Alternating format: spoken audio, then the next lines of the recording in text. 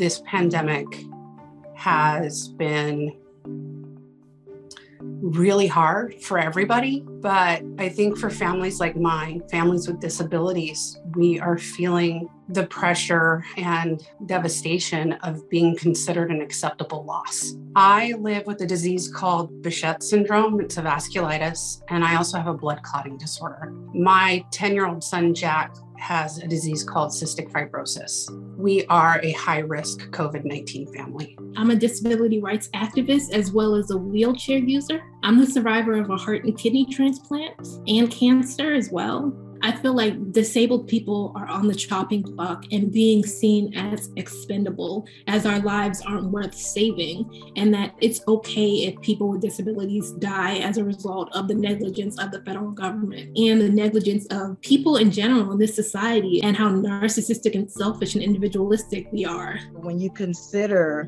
how COVID impacts those that are most vulnerable during the pandemic, I intend to believe that your right to choose whether or not you want to be vaccinated kind of terminate when it infringes on others' rights to live. The overwhelming number of deaths, over 75%, occurred in people who had at least 4 comorbidities. So really, these are people who were unwell to begin with. And yes, really encouraging news in the context of Omicron.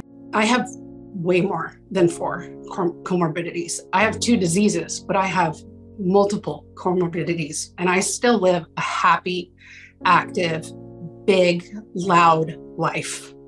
And I deserve to be here too. That, to me, is an indicator of how hospitals will treat people with disabilities and the medical system in general. In response to the backlash from people with disabilities, people with comorbidities, hospitals and different medical facilities are deciding who gets ventilators and who gets life-saving treatment and whose life is more worth saving. People don't see a disabled life worth saving. And you can see that in CDC guidelines.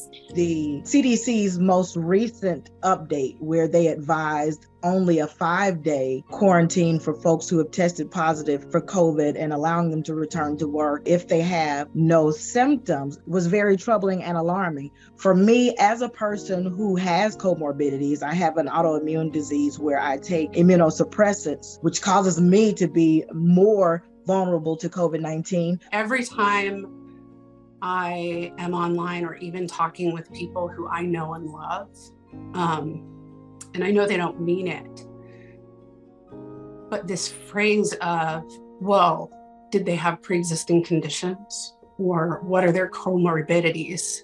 Is so upsetting. And I am told frequently that my son and I should just stay home so that everybody else can go about their lives. And basically, we're getting the message loud and clear. My 10-year-old is getting the message loud and clear that he does not deserve to exist in public. And it's not okay.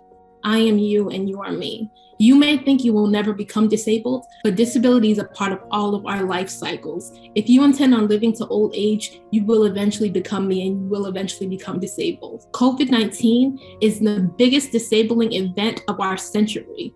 When we talk about long-term COVID, people are now living with disabilities as a result of catching COVID. So you're not just saving the life of a person with a disability. You may be saving yourself from becoming a person with a disability. And to be honest, I cannot tell you in words why you should care about a fellow human being. It's called basic compassion and being human. We all matter.